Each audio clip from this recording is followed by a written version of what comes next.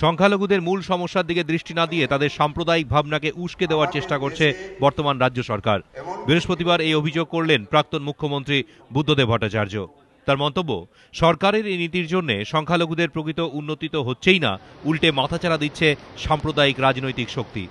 অন্যতম অভিযোগ আমাদের এই সরকারের বিরুদ্ধে এরা মৃদুভাবে সাম্প্রদায়িকতাকে প্রশ্রয় দিচ্ছে। ধর্মীয় সম্প্রদায়ের বিভিন্ন মানুষকে বলা হচ্ছে ভাতা দেওয়া হবে। হাজার হাজার লক্ষ লক্ষ মুসলমান ছেলেরা বেকার, তাদের কি হবে?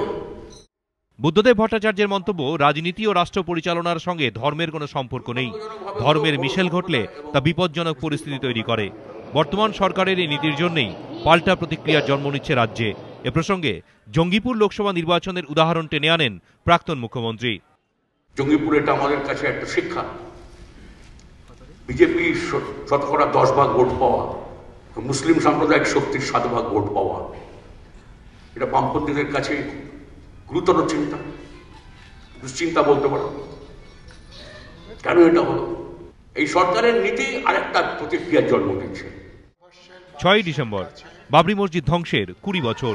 সাম্প্রদায়িক সম্প্রীতি রক্ষায় প্রতি বছরের দিনটিতে বিভিন্ন কর্মসূচি নিয়ে থাকে বামেরা।